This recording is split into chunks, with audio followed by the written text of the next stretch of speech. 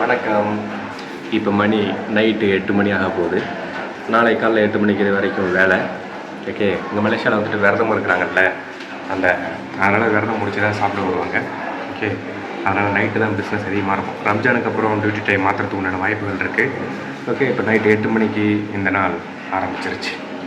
நான் இப்போ வேலை செய்ய வேண்டிய இடம் இதெல்லாம் காட்ட போகிறதில்ல. இந்த இடம் வந்துட்டு நல்லா வியூலாம் சூப்பராக இருக்குது, உங்களுக்கு காட்ட முடியல.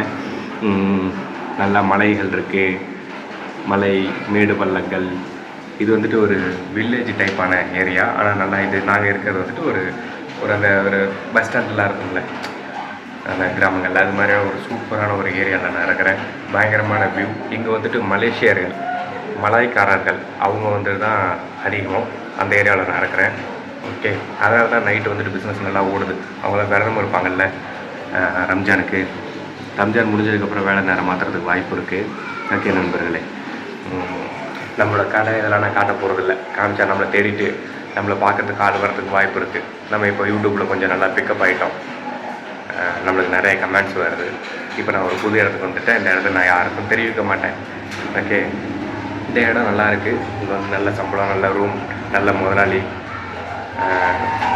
ரொம்ப ஒரு ரிலாக்ஸான ஒரு பிளேஸாக இருக்குது. வேலை வந்துட்டு வேலையிலலாம் வந்துட்டு ஒன்றும் பிரச்சனை இல்லை, நம்ம பார்த்து போகிறதா இருந்தாலும் நல்லா இருக்குது. மழை பெஞ்சிக்கிட்டு இருக்குது வெளியே. இது வந்து ரூமுக்கு போகிறதுக்கு உண்டான பாதை.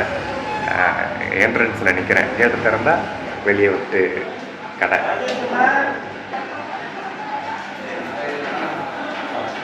அது வந்துட்டு சிக்கன் தந்தூரி அதெல்லாம். அவ்வளவு தான் காட்ட முடியும். ஃபுல்லாக நான் எங்கே இருக்கேன்னு இதெல்லாம் காட்ட மாட்டேன். சரி, ஓகே. இந்த நாள் நைட்டு 8 மணிக்கு ஆரம்பிச்சிருச்சு. இப்போ இனிமேல் வீடியோஸ் தான் கன்ஃபியூஸாக இருக்கும். நைட்டு வீடியோஸ் நாள் ஸ்டார்ட் ஆகி நான் பகலில் தூங்குவேன். நைட்டு தான் நான் வந்துட்டு வேலைக்கு போயிட்டு அடுத்த நாள் 8 மணிக்கு வேலை முடிஞ்சு ரூமுக்கு வந்து தூங்குறதுக்கு ஒரு 12 மணி ஆகிடும்னு வச்சுக்கோங்க. அன்றைக்கி நைட்டே நான் வந்துட்டு வீடியோ அப்லோட் பண்ணணும். இது வந்துட்டு நான் 2024 டைமில் விலாக் பண்ணும்போது அப்படி தான் கஷ்டமாக இருந்துச்சு. டேட்ஸ் வந்துட்டு கன்ஃபியூஸ் ஆகும். இப்போ அதே மாதிரியான ஒரு சுச்சுவேஷனில் இருக்கிறேன். ரம்ஜான் முடிஞ்சதுக்கப்புறம் டைம் மாற்றுறதுக்கு உண்டான வாய்ப்புகள் இருக்குது. ஏன்னா காலையில் தான் ரொட்டி தோசைலாம் நல்லா ஓடும். ஓகே, இப்போ விரதங்கிறதுனால நைட்டு பிஸ்னஸ் அதிகமாக இருக்கிறதுனால நைட்டு போட்டிருக்காங்க. ரம்ஜான் முடிஞ்சதுக்கப்புறம் மாற்றுறதுக்குனால சான்சஸ் இருக்குது. பார்த்தோன்னா நல்லது தான். ஓகே, புது இடத்துக்கு வந்திருக்கோம். எப்படி இருக்குன்னு சொல்லி ஆர்வமாக இருக்கேன். இந்த இடம் எப்படி இருக்கும் அப்படின்னு சொல்லி. ஓகே, வேலைக்கு போவோம்.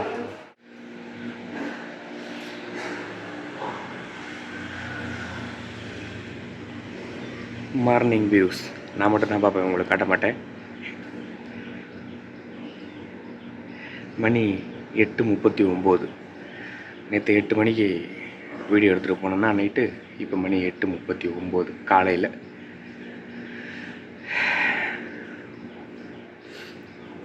என்ன நடந்தது தெரியுமா வேலையில்?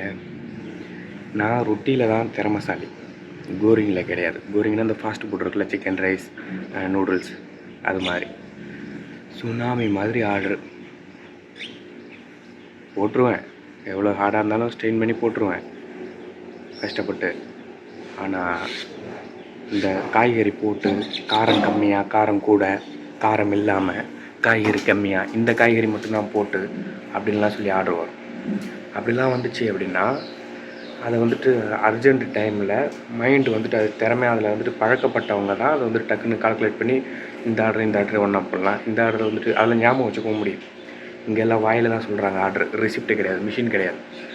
அப்போது மனப்படமாக வச்சுருந்து போடுறது தான் செம கஷ்டமாக போச்சு. சுனாமி மாதிரி ஆர்டருங்க போட்டுட்டேன். அடி சாவட்டி டம்முன்னு போட்டாச்சு. அப்புறம் ஒரு இடையில ஒரு சின்ன கேப், ஒரு 1.5 மணி நேரம் அதுக்குள்ள ஸ்லோவாச்சு. அந்த டைமில் பாடியெல்லாம் டயர்டாகிடுச்சு. இந்த கையெல்லாம் பயங்கரமான வலி ஆயிடுச்சு, ஷோல்டர்லாம். அப்புறம் ரொட்டிகளை தீட்டிட்டு திரும்ப அப்புறம் காலையில் விரதம் இருப்பாங்கல்ல ரம்ஜான், அந்த விரதம் திரும்ப காலைல 6 மணிக்கு விரதம் இருக்கணும். அதுக்கு ஒரு 3-3.15 கூட்டம் ஏறிடுச்சு. எனக்கு தெரியல டைமே எத்தனைன்னு.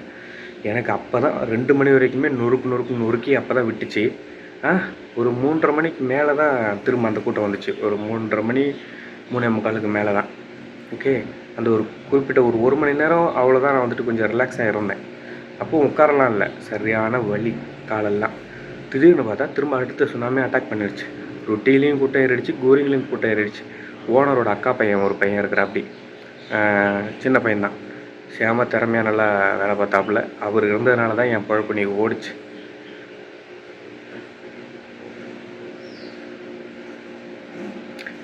இன்றைக்கி போய் நம்ம நொறுக்கிறோம், ஒன்றும் பிரச்சனை இல்லை. ஓனரே சொன்னார், நேற்று நீங்கள் பகலில் தூங்கியிருக்க மாட்டீங்க நான் நினைக்கிறேன், கரெக்டாக அப்படின்னாரு. ஆமாங்க அப்படின்னேன். அதனால தான் டயர்டாக இருக்கீங்க அப்படின்னாரு. ஆமாங்க. பார்த்துடலாம்ல வேலை அப்படின்னாரு.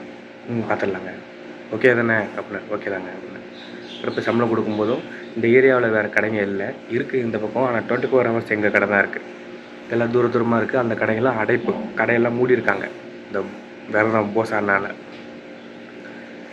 எங்கள் கடையில் அதனால் கூட்டம் அள்ளுது. நாளைக்கு நைட்டு மட்டும்தான் வேலை, அதுக்கப்புறம் ரம்ஜான் லீவ்.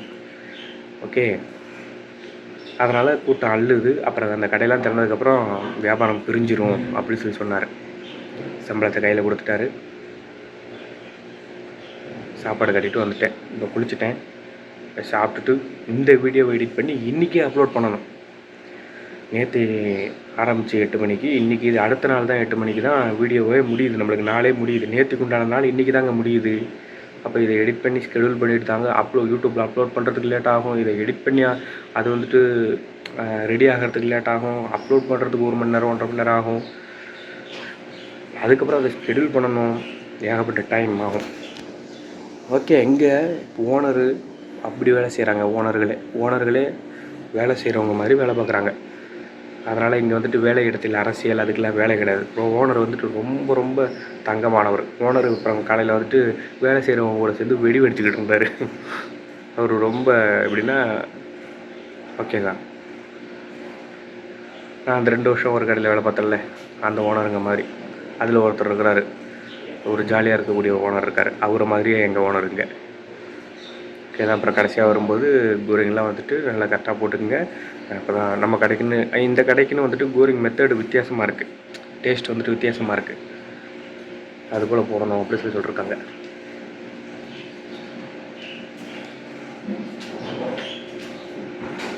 ஓகே தான், பார்த்துடலாம்.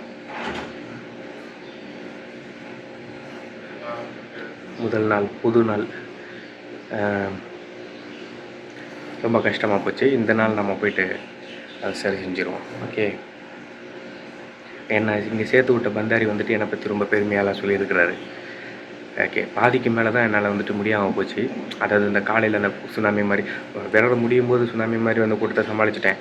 அது முடிஞ்சு ஒரு மணி நேரத்தில் அடுத்த காலையில் விரதம் ஸ்டார்ட் பண்ணுறதுக்கு சாப்பிட வருவாங்கள்ல, அந்த கூட்டம் ஆரம்பிச்சிச்சு. அதில் தான் கொஞ்சம் டயர்டாயிட்டேன். மற்றபடி செஞ்சுட்டேன். இன்றைக்கி போய் இப்போ தூங்கி நல்லா ரெஸ்ட் எடுத்துகிட்டு பாடியை ரெடி பண்ணிவிட்டு போய் நல்லா வேலை பார்க்கணும். ஓகே, நான் அந்த பிஜே அப்படிங்கிற ஒரு இடத்துல வேலை பார்த்தேன்ல, அங்கே வந்துட்டு பர்மாவை சேர்ந்த 2 பேர் வேலைக்கு வரதான் இருந்துச்சு. அன்றைக்கி காலை மதியத்தோடு நான் வெளியாகிட்டேன். வேலையை விட்டு பிரேக் ஃபில் பண்ணேன். ஓகே, ஆனால் நான் வந்து அவங்கள பார்க்கணுன்னு எனக்கு ஆசை. பர்மாவில் வாழக்கூடிய தமிழர்களை நான் பார்க்கணும் அப்படின்னு ஆசை. எங்கள் கடையில் ஒரு பர்மாவை சேர்ந்த ஒரு ஆள் இருக்கிறாரு. அச்செல்லாம் தமிழ் ஆள் மாதிரி அப்படியே அடையாளமே தெரியாது. அவரை பார்த்தா நம்ம ஊருக்காரங்க எப்படி இருப்பாங்க அது போலயே இருக்கிறார். தமிழ்நாட்டில் உள்ளவங்கள மாதிரியே அவர் பேசுகிற வார்த்தைகள் எல்லாமே அப்படியே இருக்குது ஆள் பார்க்க. சரி, ஓகே, இந்த நாள் எந்த ஒரு குடிபோதையும் இல்லாத ஒரு நாளை நான் கடந்துட்டேன்.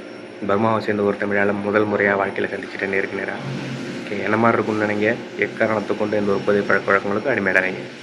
மீண்டும் சந்திப்போம் நாளைக்கு வீடியோவில். சப்போர்ட் பண்ணுங்கள், தொடர்ந்து பாருங்கள், பார்த்து பத்திரமா இருங்க. பாய்.